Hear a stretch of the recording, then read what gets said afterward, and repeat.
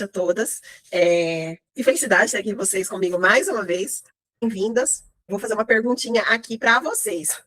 A pergunta é a seguinte: já estamos em agosto. Quem aí ainda fica querendo saber o que ensinar para o seu filho? Levanta a mão aí que eu sei que diga eu aí no chat, porque eu sei que tem várias mães que ainda estão se perguntando o que eu vou ensinar para o meu filho.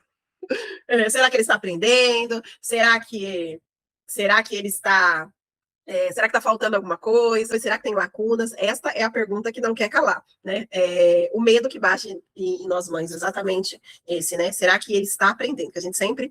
Por isso que eu coloquei o nome dessa aula como a idade não é régua, né? Porque às vezes a gente vê aí na internet, porque fulano tem tantos anos e fulano tem tantos e tá muito acima do meu ou muito abaixo, né? Enfim. Então, é exatamente com isso que eu quero desmistificar nessa aula, que a idade não é régua para nada, né? Porque a gente tem que respeitar as fases da criança. Então, é sobre isso que eu quero conversar com vocês aqui hoje. Então, já pega seu papel, caneta, e vai ser uma aula incrível. E aí a gente vai conversando aqui durante essa aula. Eu vou entregar 4 coisas para vocês, que vocês vão entender ao final da aula. A primeira é como identificar qual que a situação real do seu filho, né? Então, eu vou falar um pouquinho sobre isso. Como eu já disse, que a idade dele não é régua, mas sim, cada criança tem a sua fase real. A segunda é como encontrar esse degrau ali que ficou frouxo, né? Eu costumo dizer que o aprendizado, ele é como se fosse uma escada. Então, imagina uma escada. Eu até fiz um videozinho lá no Instagram que eu ilustrei isso. Então, tem uma escada, aí tem um degrau, você passa para o próximo degrau, você passa para o próximo degrau. Só que, se um degrau ficar frouxo, isso aconteceu com meu marido certa vez. Ele foi subindo numa escada, um degrau estava frouxo, ele caiu, se quebrou todinho exatamente por isso, porque o degrau estava frouxo, né? E esse é um grande problema. Às vezes, a gente vai construindo a escada da. A gente vai construindo a escada da educação dos nossos filhos e vamos deixando os degraus frouxos. Então, quando ele chega lá no topo, que ele precisa descer por algum motivo, seja para fazer descer, né, para fazer um vestibular, fazer uma prova, alguma coisa assim, aquele degrau ficou frouxo, ele vai fazer o quê? Vai cair, né? Não vai passar na prova. Então, a gente vai aprender a identificar com esses degraus que ficaram frouxos. A terceira que essas fases, elas de desenvolvimento, são 3 fases. Eu vou falar assim uma linguagem bem de mãe, não vou falar numa linguagem de pedagoga. Esses dias eu até brinquei no grupo. Eu falei assim, às vezes eu acho que todo mundo é pedagoga da área da educação e que entende esse linguajar. Não, vou falar bem uma linguagem de mãe mesmo, né? De mãe para mãe, para que fique bem claro. E a quarta um passo definitivo que você vai conseguir implementar ainda por esses dias, né? Entender como identificar essas fases e como fazer para saná-las. Então, tá combinado? A aula vai ser dividida desta forma. Eu até coloquei aqui um script para eu não falar demais, porque sanguíneo, quem sabe quem é sanguíneo fala demais, né? Então, vou procurar aqui para não perder, para não ficar muito tempo aqui, porque se me deixar, eu fico aqui até meia-noite. Já aconteceu isso com a gente, ficar até meia-noite falando, e é algo que eu amo falar, que é educação. E aí, né, como eu já falei ali com vocês, deixa eu só passar aqui o slide, porque...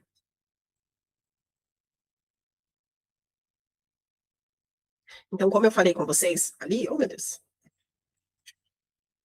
gente, calma, tá?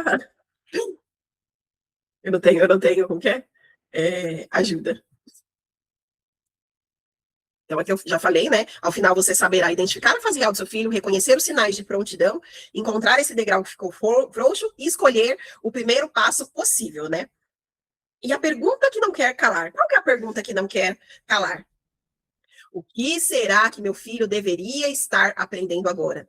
Todo santo dia eu recebo essa pergunta. Se eu estou perdido, o que ensinar para o meu filho? Será que eu estou atrasado? O que ele deveria estar aprendendo agora?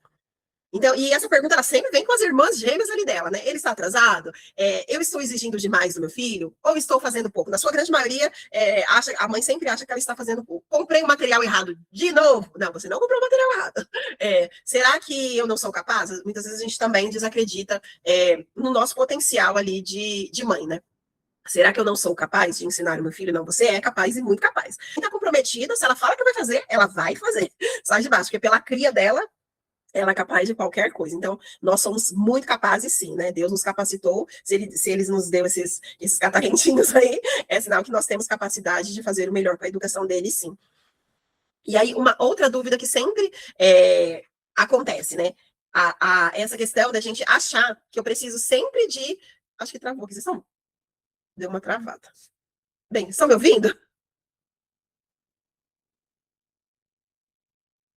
Ah, então beleza, vou continuar, porque eu tô travada aqui, eu não sei o que aconteceu. Então, eu vejo muitas vezes as mães acharem que precisam de mais materiais. Então, aí eu mesma tenho um monte de apostila que eu comprei e tá aqui, ó, guardado, fica na estante. Apostila, livros, né? Então, você acha que o problema vai ser resolvido se eu comprar mais uma apostila, se eu comprar mais um curso. Por quê? Eu sempre fico me comparando, né? Comparando lá com o filho da influencer. Às vezes eu fico procurando, achando que eu preciso de mais atividades, então eu fico revirando o Instagram e os grupos atrás de atividade. Então eu acho que o problema é sempre mais atividade, sempre mais, né? E aí você começa a insistir, você insiste tanto, que o que acontece? Flor e ranger dos dentes. Ontem eu até postei no Instagram uma foto de um caderno do meu filho, em que eu falei assim, é para aplaudir de pé a igreja, né? Até brinquei assim. Por quê? Teve uma fase de jeito nenhum a caligrafia. Não ia. Aí o que eu fiz? Falei, não, vou dar uma parada, vou trabalhar algumas bases, e percebi que faltavam algumas bases com ele, e depois eu retomei. Quando eu retomei, foi da noite para o dia, ou seja, ele ainda não estava preparado para fazer caligrafia daquela forma. A gente tinha iniciado um novo material, que era um pouquinho mais puxado. Falei, não, deixa eu trabalhar primeiro, dar um passo para trás, para depois dar continuidade nisso, né? E depois foi que foi. Então, às vezes, a gente insiste numa tarefa que o nosso filho não está pronto, e o que acontece? Chororê, eu não quero estudar. Se é uma criança que já passou pelo sistema educacional, na escola era mais legal, até porque na escola é tudo light, né? Na escola era mais legal, lá eu não precisava de tanto, principalmente se já é uma criança maior que passou pelo sistema educacional, ela acaba que acontece isso. Então, é algo que a gente sempre tem que rever. Onde será que está o problema? Será que são esses que eu citei aqui? Mais material? Essa questão da comparação, que é algo que eu vejo que pega muito, né? As mães, elas acham que, ai, porque o filho da fulana, e às vezes é mentira, às vezes é só para ilustrar. Esses dias mesmo eu vi uma foto de um carro. Não sei se vocês viram essa foto aí pela internet. Era um carro que ele bateu numa árvore. Eu não sei o que aconteceu, mas meio que ele estava assim, como se no meio da árvore, não sei se ele caiu de algum lugar alto, enfim, ele ficou preso na árvore. E era uma árvore, era um IP roxo. E aí o que acontece?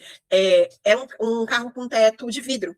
Quando você olhava de dentro do carro, sabe parece aquelas homenagens que os casais fazem? Parece que jogou flores, assim, para pedir em casamento. Aí você olhava para o teto cheio de flores, a coisa mais linda, né? Mas quando você olhava, você tirava a foto da rua, você via que era um carro que bateu numa árvore. Ou seja, aí esse vídeo estava falando. E assim é a internet. Na internet é tudo lindo, né? Na internet, você olhando aquilo, dá a impressão que era um pedido ali de casamento, sei lá o que, né? De tão belo que você olhando assim o teto do carro todo cheio de flor de perroche. É linda, né? Acho que é fúcsia, aquela cor do IP, é a coisa mais linda, assim. Mas por fora era o quê? Era um carro destruído. A frente do carro estava destruída. É isso que acontece. Às vezes você vê essas influências, a criança de 4 anos, porque tá lendo. Quando você vai ver a criança lendo de fato, né? A gente que entende um pouquinho mais fala. Não tá lendo. Porque meu filho leu 80 livros em um mês. Não leu. Ele pode ter lido, mas que ele entendeu de fato, ele não entendeu. Porque quando você vai ver essa criança lendo qualquer coisa, você percebe que a criança não tem influência. Porque meu filho fez as Olimpíadas de literatura, fez 10 provas em um dia, né? Será que foi a criança mesmo que fez? Eu sempre questiono isso, sabe? Será que foi a criança mesmo que fez? Ou tem o dedinho ali da mãe para mostrar que o filho ganhou não sei quantas medalhas e não sei o quê, né? Às vezes é melhor nem ganhar a medalha, porque não é mérito do seu filho, é mérito seu, né? Às vezes eu fico um pouco desconfiada. Se é uma coisa que é online, a Olimpíada, e às vezes a mãe fica frustrada. Nossa, meu filho fez a Olimpíada e não ganhou medalha nenhuma, ou foi mal. Mas talvez aquilo que você viu na rede social não seja verdade. Tenho certeza que vocês já andaram vendo algumas dessas por aí. Conforme eu falei, o que falta não é esforço, porque eu sei que vocês esforçam, eu sei que você busca, eu sei que você fica, às vezes, de grupo em grupo, perguntando, buscando mais coisas, porque isso, de certa forma, é um esforço ali por parte da mãe. Ela quer fazer bem feito. Ela quer chegar lá ao final de todo esse processo, né, com um filho muito bem informado. Eu sei isso. O que te falta não é esforço. É exatamente isso. O que te falta é essa régua, né? Como eu vou medir se de fato o que eu estou fazendo ali com meu filho está certo, se de fato eu estou desenvolvendo ali as habilidades do meu filho. Disse, né? Qual que é essa régua que a mãe usa? A régua da escola, né? Às vezes eu falo assim, mas aqui, de acordo com a BNCC, não sei o quê, meu filho deveria estar aprendendo. Ai, que medo, nossa, se ele voltar para a escola, ele não vai saber, porque eu não estou ali de acordo com a BNCC. Então, mas você já pegou a BNCC para ler, né? Você já leu aquele calhamaço para você ver se de fato o seu filho está muito aquém daquilo, né? Muitas vezes, a grande maioria não, a grande maioria só acha que, né? Muita coisa ali você risca, Eu mesmo uso uma BNCC aqui, eu não sigo a BNCC, mas eu tenho a BNCC, eu preciso sempre estar de olhinho ali nela, né? Até porque se um dia eu precisar voltar meus filhos para a escola, eles têm que ter uma noção ali do que tem ali dentro, né? Do que está apropriado ali de acordo com ela para a idade deles. Então, sempre estou dando ali um olhar nela. Eu sigo? Não, não sigo. Mas sempre eu percebo que está acima. Ou seja, né? A mãe usa uma régua da escola, que às vezes a professora tem uma turma com 30 crianças, mas ela jura que ela deu aquele conteúdo. A professora jura que aquele conteúdo foi ministrado. Só quem é professora sabe. Quem é professora, quem está dentro da escola, sabe muito bem como que funciona o negócio lá. A gente escreve ali que deu o conteúdo e pronto, acabou, porque chega principalmente se for escola particular, porque chega ali ao final dos 200 dias letivos, preciso dizer que aquele conteúdo foi ministrado. Às vezes, aqui perto de casa, tem um lugar que eles colocam livros para doação. Então, eu passo lá na frente, tem um monte. Às vezes, eu até consigo umas coisas bem legais. Mas sempre eu gosto de pegar, às vezes, uns livros de escola para dar uma olhadinha, né? Tem, às vezes, daqui do governo de São Paulo e tal. E aí, você pega os livros, praticamente em branco. Às vezes, tem a última página, o meio da página, o meio do livro, a primeira página, o meio do livro e o final do livro. O resto é em branco, ou seja, não foi feito nada naquele material. Mas a gente jura que nosso filho está atrasado, em relação aos conteúdos educacionais da BNCC. Aí, às vezes, também, a gente usa a nossa régua como a régua do quê? A régua dos grupos, né? Então, a mãe ali no grupo falou que o filho de 4 anos dela está lendo, eu juro que está lendo de fato, né? Eu juro que meu filho já foi alfabetizado aos 3 anos de idade. Aí a mãe jura, fala, ai, mas o meu já está com 8, ainda não foi, ainda não sabe ler direito, né? E aí, essa régua que a mãe mede. Ou das influências de Instagram, que é para quê? Para te vender material. Então, elas colocam ali que o filho é isso, que é aquilo, que fez não sei quantas provas e leu não sei quantos livros, aí chega no final do ano, aqueles portfólios lindos, aquela pilha de livro ali. Será que fez mesmo, como eu falei anteriormente? Mas é só porque ela quer te vender material, mas o material dela funciona mais do que o que você está usando, né? E como eu falei, às vezes o problema não é o material, é só a régua que você está medindo. Até porque eu acredito muito nisso. Às vezes o material serve para mim, não serve para você, né? Por N questões, pelo temperamento da criança, às vezes pelo seu jeito, pela sua didática de ensino. Eu mesmo, tem muitas disciplinas que eu não uso material, eu não gosto. Eu gosto, ou eu faço, ou a gente faz lapbooking, enfim, né? Hoje mesmo a gente estava aqui estudando sobre a África, a gente assistiu um documentário sobre a África muito legal. Depois a gente vai, eu estou estudando sobre a África com ele, né? E aí a gente vai fazer um lapbook, automaticamente o outro que não está estudando sobre a África também já entrou ali na dança, que aqui em casa é assim. O conteúdo é para um, todos querem participar. É bom que todo mundo já fica com aquele conteúdo. E aí, talvez alguém ache que a África tem que ser ensinada com perguntas e respostas. Então, vou ler um texto, fazer perguntas e respostas, né? E aquele conteúdo foi ministrado. Eu já não penso assim, eu penso diferente. Então, eu falo, para que eu vou ficar usando livros de geografia, no caso, né? Para poder eu pegar no caso, não usar. Né? Então, para que eu vou comprar um livro de geografia se eu não vou usar? Então, eu vou pegar aqui os conteúdos que eu quero trabalhar, com base na minha metodologia de ensino, e aí eu vou ministrando esses conteúdos. Eu preciso do quê?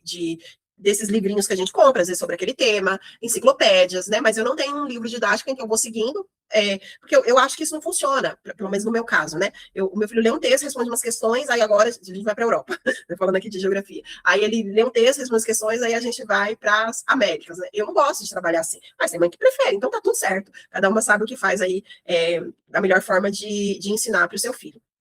E aí tem uma questão, né?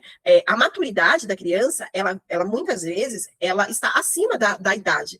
Para quem tem mais filhos, ela vai saber me dizer muito melhor, assim como eu, né?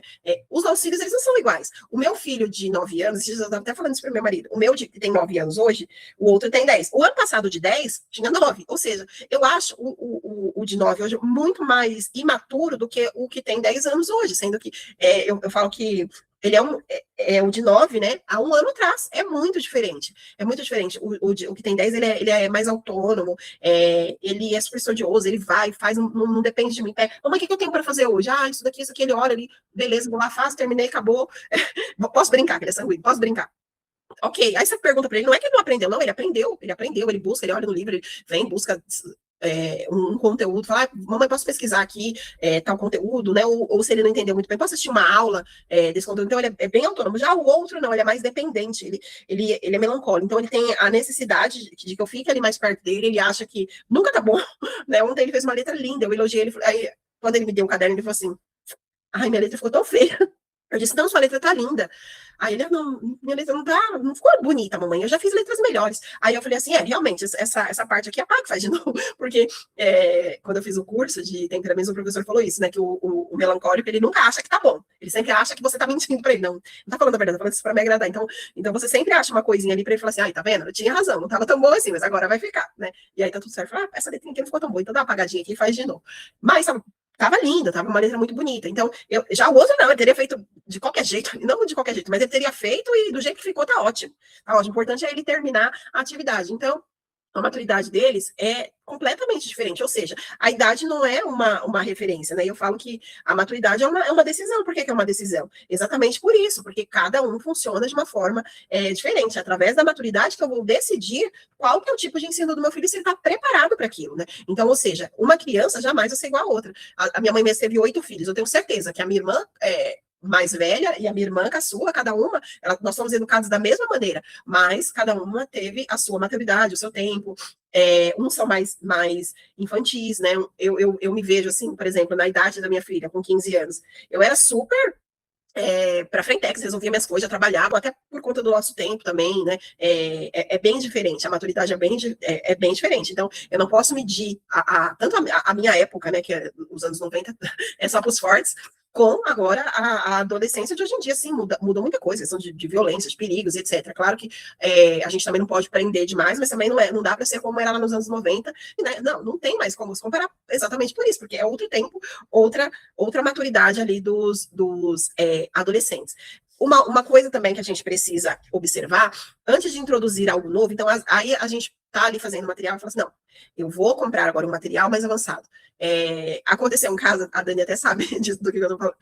Uma mãe, certa vez, chegou pra gente e falou assim, porque a minha filha é assim, assim, assim, assado, né, tal coisa, e aí a gente, na conversa, a gente falou, né, a parte da fonética ainda não foi desenvolvida, então você precisa, quer dizer, sua filha precisa consolidar a alfabetização, não importa a idade que tem, né, porque, como o próprio professor Rafael Falcon diz, a grande maioria dos brasileiros ainda se encontram como passivos, bruto e incompleto, ou seja, não consolidaram a alfabetização, que é a primeira parte ali, a grande maioria dos brasileiros, e isso inclui doutores e juízes, né? Ou seja, a pessoa até lê, só que ela não entende o que lê, e na maioria das vezes onde acontecem esses problemas de comunicação. Ontem eu estava até falando isso no grupo, né?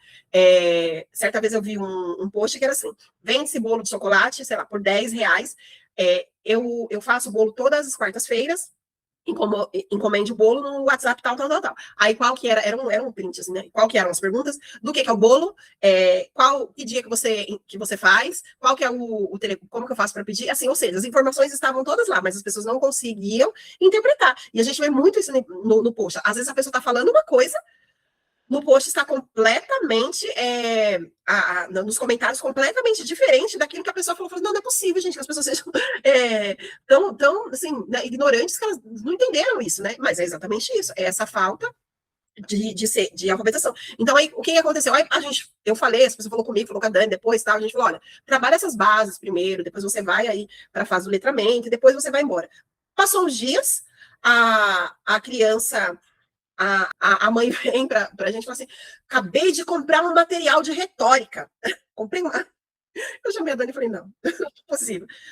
Sua filha não chegou nem não consolidou a frase gramatical, como que você vai e me compra um material de retórica? Não, porque eu falei com a fulana lá que vende material, ela falou que pela idade ali do meu filho, não sei o que, ele está na retórica, mas isso não significa que está de fato. Ou seja, para que eu compre um material de retórica, as outras habilidades anteriores devem estar consolidadas. Então, eu preciso primeiro saber se aquela habilidade está consolidada para poder dar o próximo passo. Quando eu sei que meu filho está pronto para o letramento? Quando ele domina a fonética. Ele precisa dominar ali 100% de cabo a rabo, eu vou ficar ali 5 anos na fonética.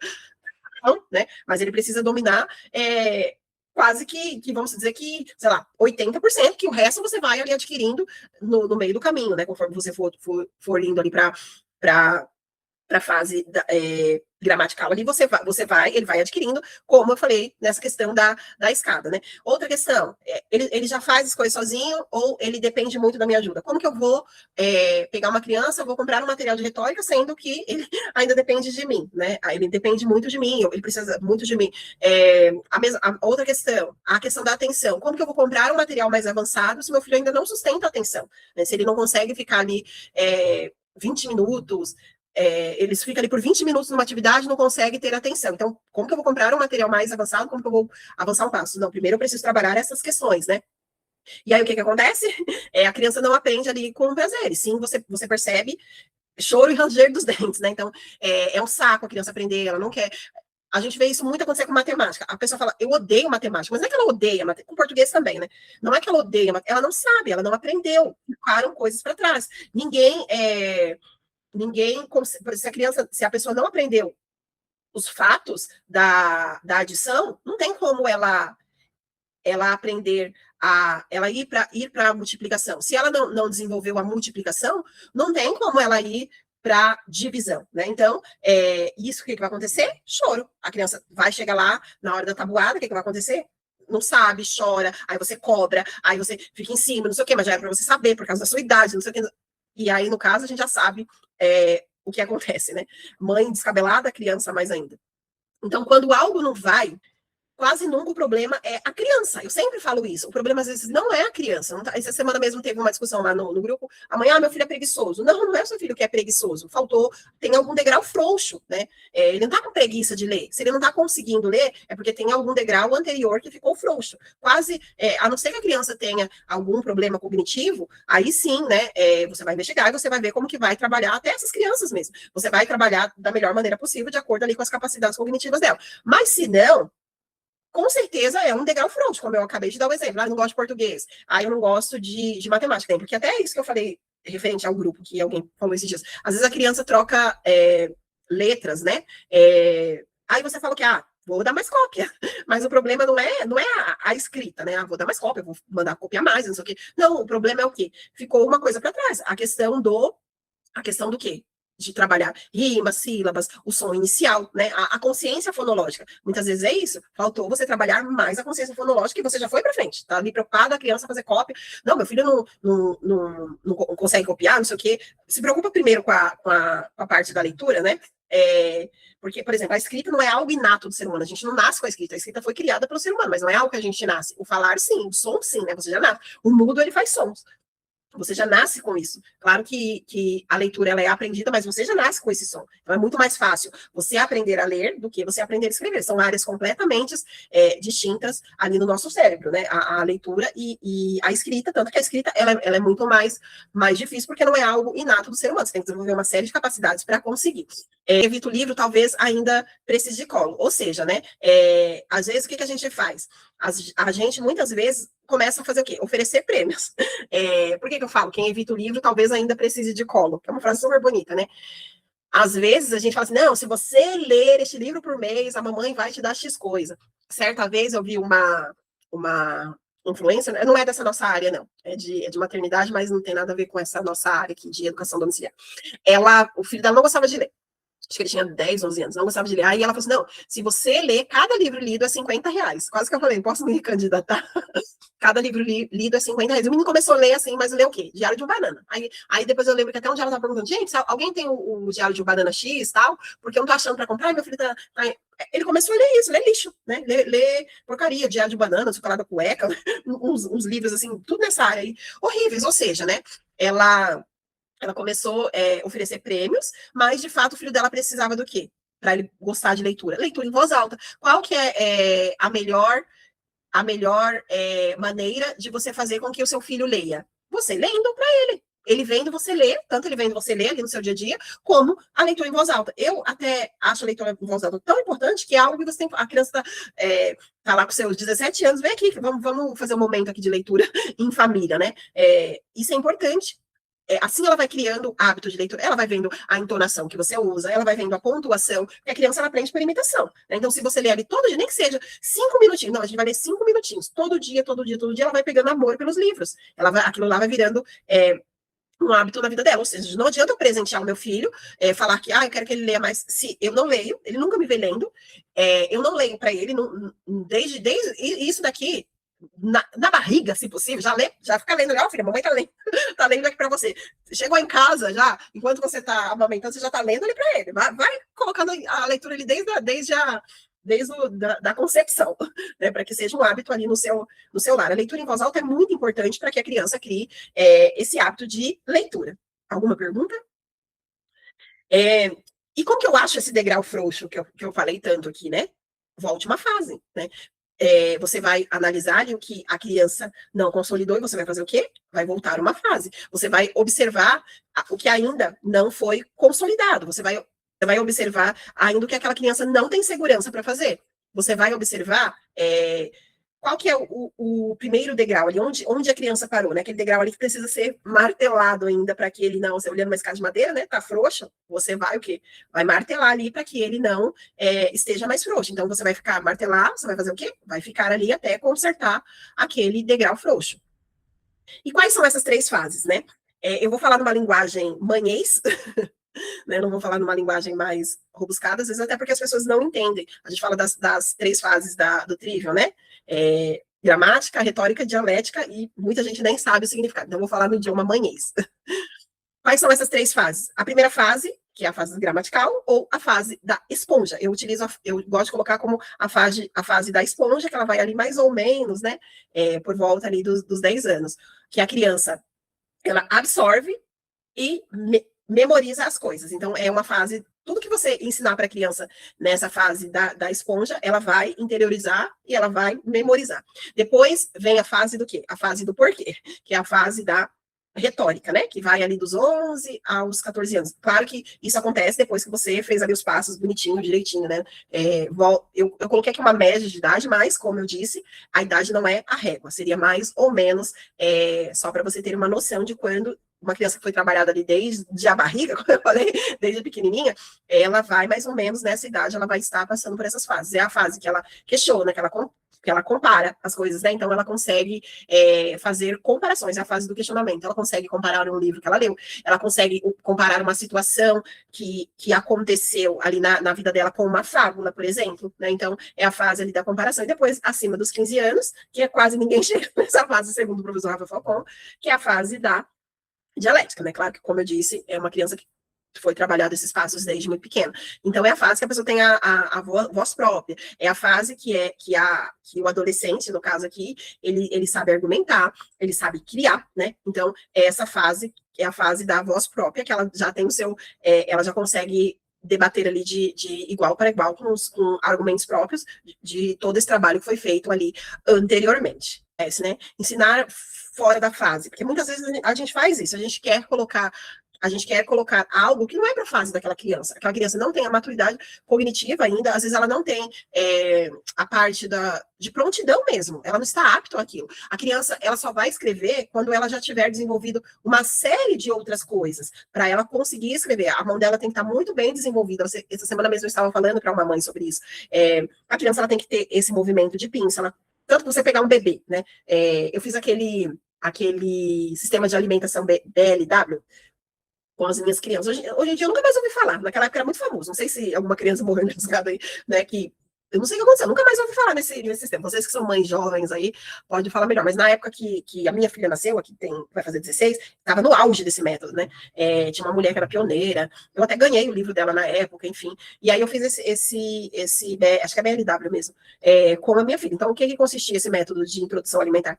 Você corta as coisas em formato tipo de batata frita, palitinho, e aí você dá para a criança pegar com a mãozinha dela. Ou seja, aí a criança tem dificuldade. Ela pega que cai, aí ela vai, pega a mão assim, faz assim, passa na cara inteira. O problema desse método é isso, né? Suja tudo, suja o cadeirão, passa na cara, que ela pega assim, ó.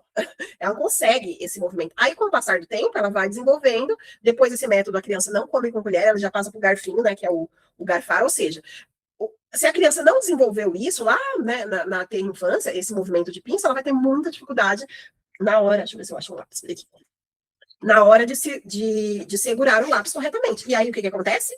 A mãe vê a bendita da influência com o seu filho de 1 ano e meio, 2 anos, dizendo que já faz material que escreve, que pega no lápis assim, né? A criança pega no lápis assim, ou seja, está naquela fase que eu falei, ela não consolidou esse movimento de pins. Aí a criança está assim na atividade, né? E a mãe jura que a criança está fazendo tudo correto. Ela precisa fazer este movimento, que é, mas para ela ter isso, ela precisa ter força na mão, né? Também não pode colocar força demais. Como que eu desenvolvo isso? Desenvolvo rasgando papel, brincando com massinha, dando massinha, eu faço a bolinha de massinha e faço assim para a criança, falo, agora você vai ficar assim, ó, treinando assim com a massinha. Várias, bastante tempo.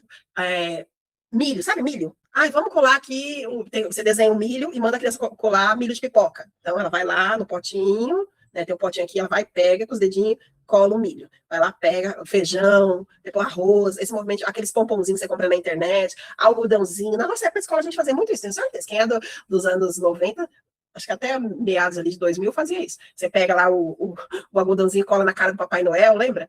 Tudo isso que você está trabalhando, as mãozinhas da criança, para quê? Para escrita. Isso só é trabalhado lá na educação infantil. Como que é os materiais de homeschooling? O primeiro material. Escreva a letra A, passe por cima da letra A.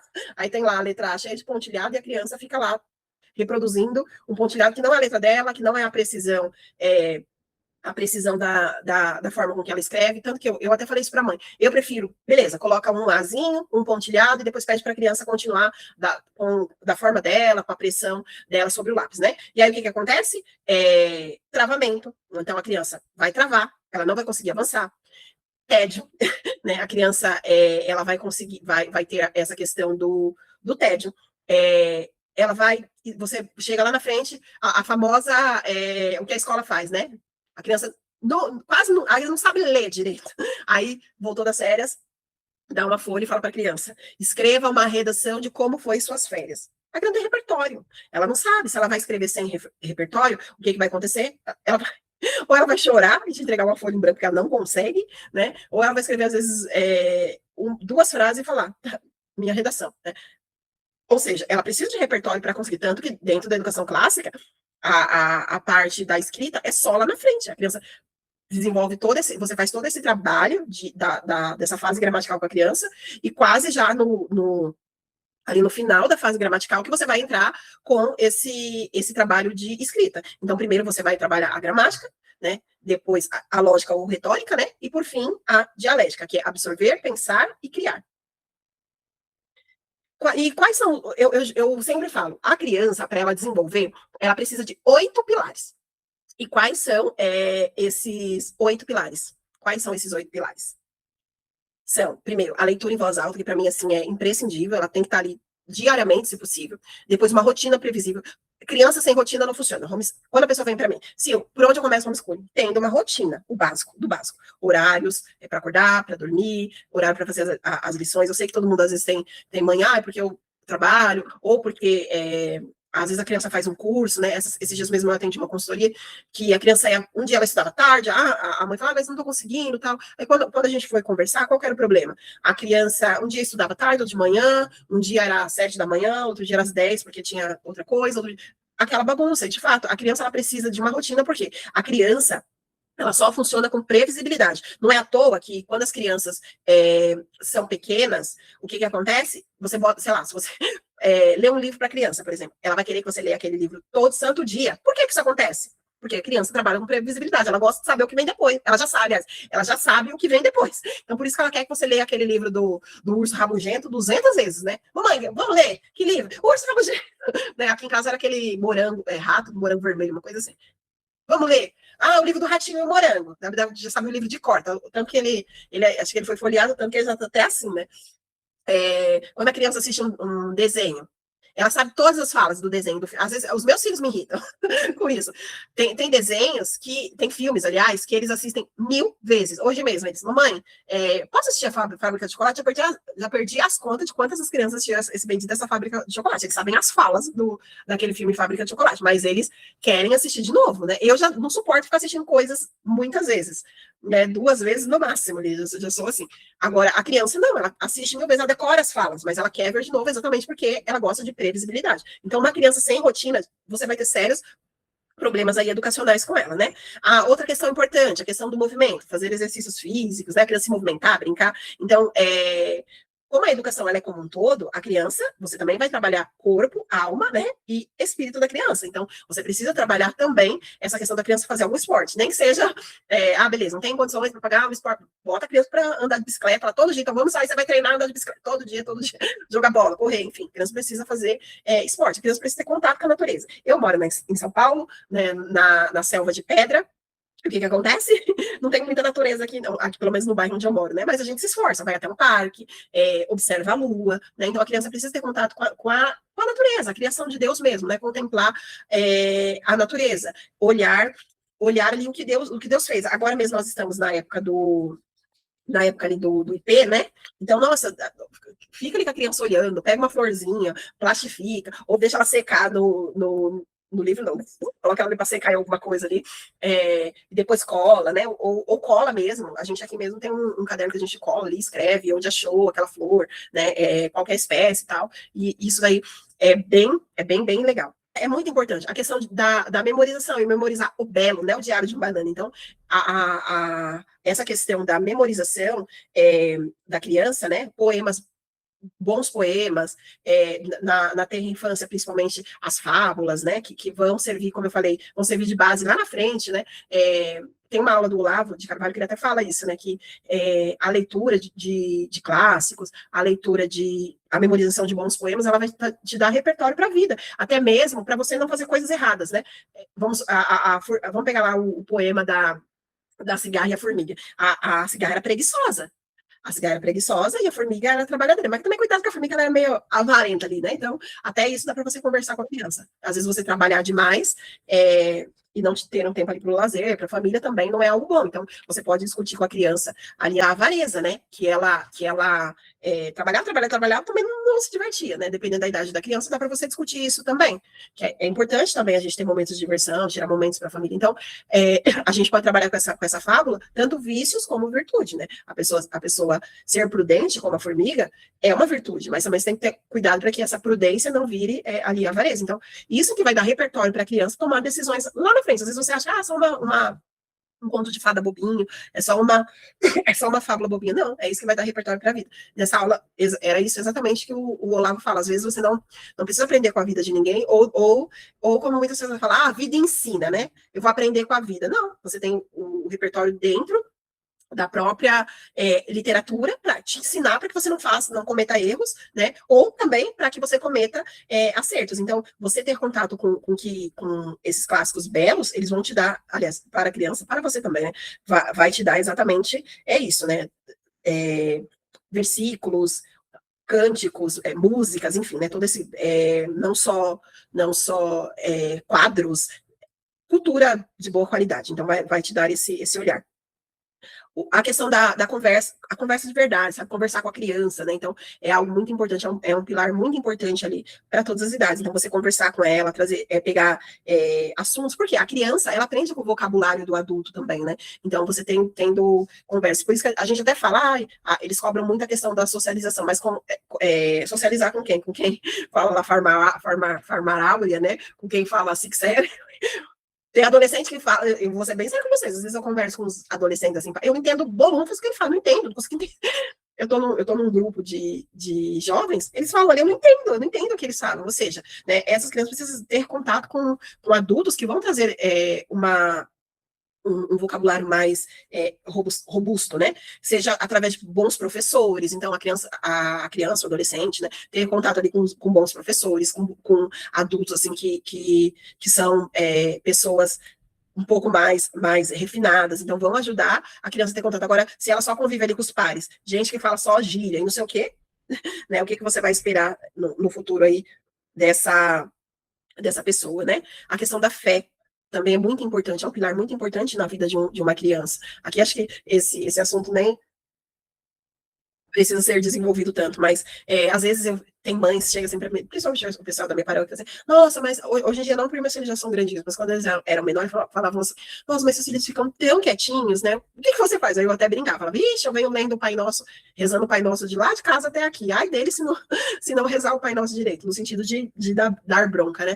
Mas assim, a casa, ela tem que ser um ambiente sagrado, a criança precisa ter momentos ali de sagrados dentro de casa. Para nós católicos, por exemplo, agora a gente vai rezar o terço. Então você vai rezar o terço. Nem que você comece, vou começar com rezando 3 Ave-Marias, né? Para nós católicos. Vamos começar ali rezando 3 Ave-Marias. Nessa hora das 3 Ave-Marias, você vai parar, você vai ficar sentadinho, bonitinho aqui e vai rezar com a mamãe, né?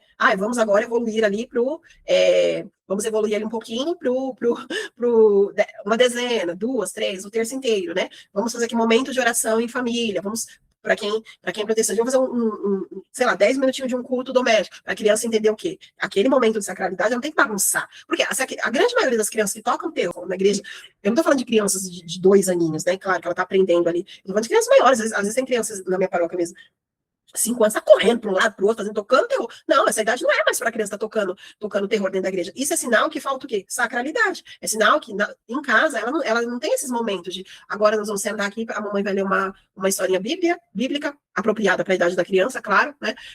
Esses momentos. Então, isso é importante. A educação como um todo, ela passa por esses 8 pilares que eu estou falando aqui, e a fé é um deles, né? A boa alimentação, que entra nessa parte do movimento também, é um deles. A questão da educação física é um deles. Então, ou seja, não tem como você educar uma criança se você não passar ali por esses 8 pilares. A questão da tela, não precisa nem falar, né? Se vai colocar um filme, alguma coisa que seja de boa qualidade, né? Não deixa que isso ocupe ali o tempo da criança, porque existem inúmeros estudos que diz que excesso de tela vai ali meio que corroendo, né? E tem até um estudo que eu estava lendo esses dias, eu não terminei, mas estava falando que eles fizeram uma análise das crianças até uma idade que ela não tinha ali contato assim, diário com o celular, até o momento em que elas ganharam o celular. Então era uma criança algumas crianças que eram acompanhadas ali, não sei se por um pediatra, parece, e eles puderam observar o tanto que o sistema cognitivo dessa criança só foi decaindo, né? Não é à toa que nós somos a geração que tem um dos QIs mais baixos após a geração anterior. Antigamente, não. A geração anterior tinha um QI mais baixo, a próxima tinha um pouco mais alto e assim por diante. Hoje em dia, não. Nós temos o QI mais baixo do que a geração anterior à nossa geração neste momento.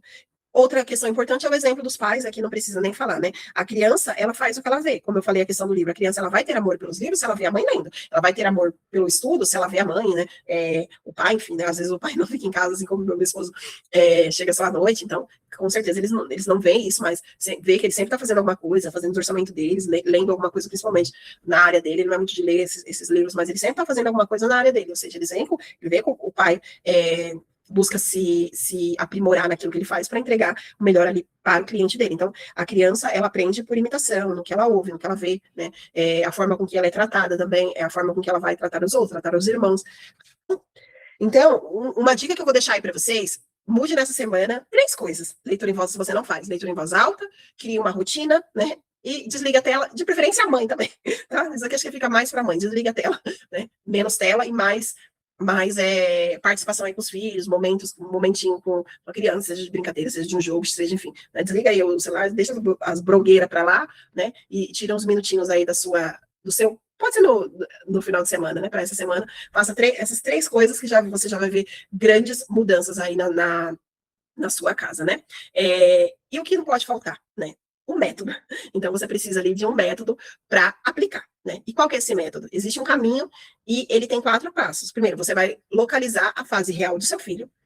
Você vai buscar ler, né? Você vai buscar estudar sobre a fase anterior e é lá que está o degrau frouxo, mas para isso você precisa encontrar a fase anterior do seu filho, né? Essa lacuna que falta, esse degrau que falta. E também você vai estudar ali sobre a fase seguinte, para saber onde você está e onde você quer chegar. Porque, como já dizia o livro Alice no País das Maravilhas, quando você não sabe para onde vai, qualquer caminho serve, né? Ou seja, se eu não tenho um GPS, eu vou me perder. Eu vou para um lado, vou para o outro, vou bater cabeça. Onde entra a mãe educadora aqui? Vou sair comprando material, livro, tudo que vem pela frente, né?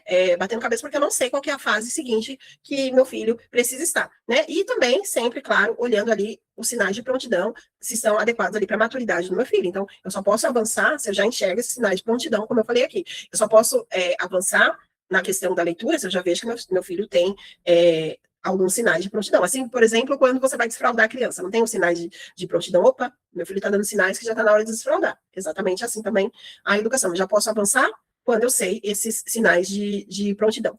E o método, ele existe e ele é simples. E o que ele é? Né? Ele exige um mapa. Então, você precisa de um mapa ali para saber estes passos e onde quer chegar.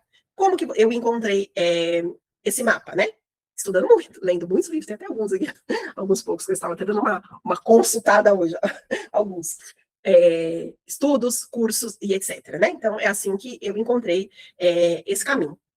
Para hoje à noite ou amanhã de manhã, pega ali 15 minutos, pega uma folha em branco, né, e divida ali ela em 3 colunas. O que meu filho já faz sozinho?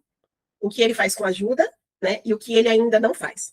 E aí você vai escrever, assim, de 5 a 10 coisas, né, no que você observa ali no seu filho. Então, você vai fazer esses exercícios e a partir daí que você vai dar continuidade a esse entendimento em que fase o seu filho está. Aí você vai escolher uma dessas coisas e vai fazer o quê? Colocar em prática ali em 7 dias. Meu filho ainda não lê com fluência, então o que eu vou dar ênfase nesses 7 dias? Procurar exercícios, coisas que vão desenvolver a fluência. Meu filho não escreve legal, né? Tá com dificuldade para escrever. O que eu vou fazer? Exercícios que vão ajudar a melhorar, a soltar a mãozinha ali da criança, né? Exercícios de grafologia. Vou fazer alguns exercícios. É isso que você vai fazer. Então, pega 7 dias, vou melhorar somente isso em uma semana. E aí depois vocês vão me contar o quanto faz diferença. Porque às vezes a gente, como eu disse, a gente quer avançar, mas sempre deixando ali um degrau para trás.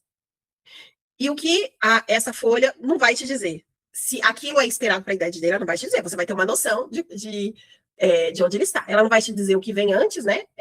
Que você marcou. Ela não vai te dizer o que vem depois. E se ele está pronto para avançar ou não. Você vai ter uma noção ali da dificuldade. E é aí que eu entro. Eu estou aqui para ajudar vocês, né?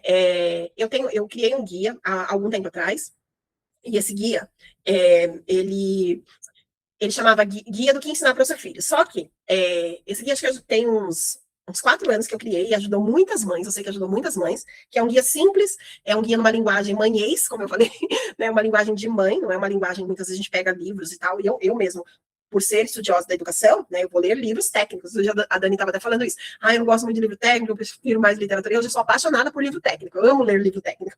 Aquele livro que eu leio, já coloca a mão na massa e saio fazendo, né? Eu amo livro técnico. Então, o que você vai fazer, né? O que eu fiz, aliás? Eu criei esse guia do que ensinar para o seu filho em cada idade. Muitas mães compraram esse material, só que assim, ele passou por uma reformulação. E aí, dito isso, que eu disse lá no começo, que as mães me procuram muitas vezes para o quê? Né? Se eu não sei o que ensinar, eu não sei o que faz meu filho se encontra, eu não sei se eu estou fazendo de mais ou de menos, né? Tudo isso que eu falei aqui ao longo desta aula para vocês. Então, eu reformulei esse guia completamente. Eu criei também uma aula para esse guia, né? Então, não ficar algo solto ali. Eu criei esse guia e criei um kit mesmo, né? Que vem o guia do 0 aos 14 anos, por enquanto. Depois esse guia vai ser reformulado para o ensino médio, que eu estou no ensino médio agora que eu estou entendendo essa fase do ensino médio, né? Minha filha está finalizando ali o ensino médio, então eu estou nessa fase. Já eu entendo mais sobre ela, que é o que eu estou estudando no momento.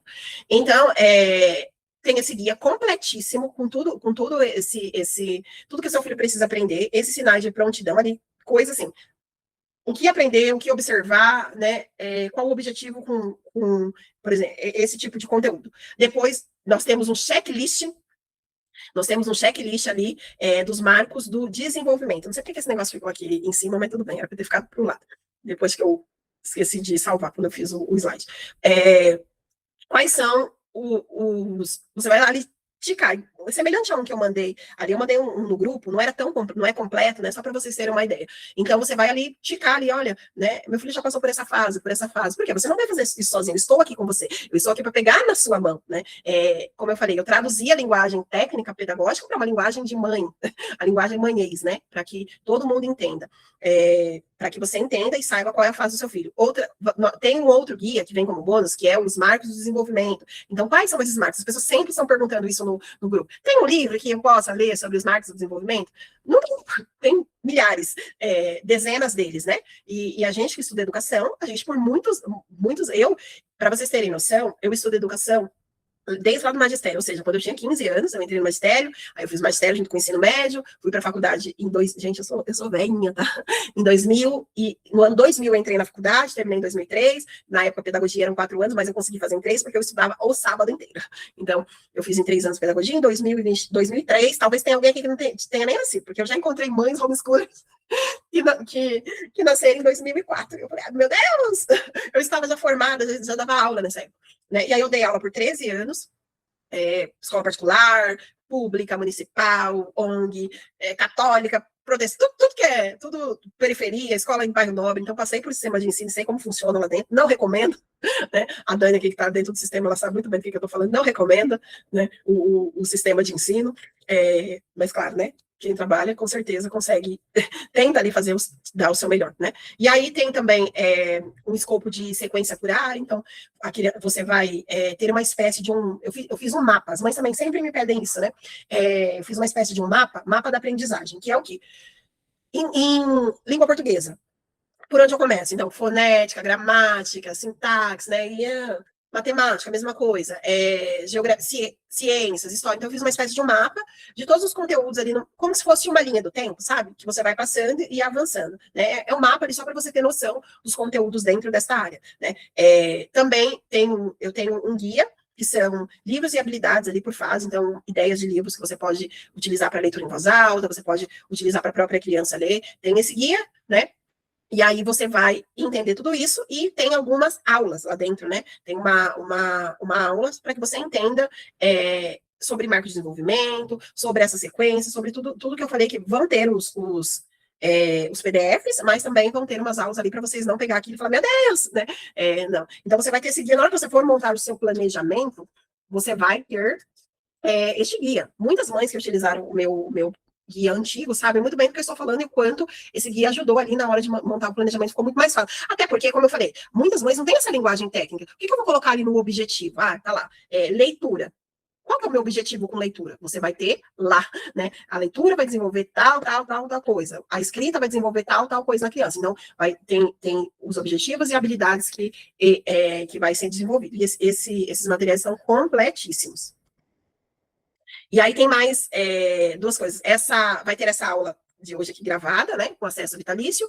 Vai ter também essa aula que eu falei de aplicação, como saber em que fase o seu filho realmente está, né? Essa aula vai ser liberada ali junto com um caderno daqui 7 dias, até porque eu estou gravando ela, terminando de gravar, porque eu estou fazendo algo muito completo. Não vai ser uma aula longa também, não, porque eu sei que todas são mães, precisam de que eu seja prática, né? Mas daqui 7 dias essa aula entra lá na comunidade, mas essa daqui, assim que finalizar, e eu conseguir subir para a plataforma, ela já vai estar. Tudo isso por quanto?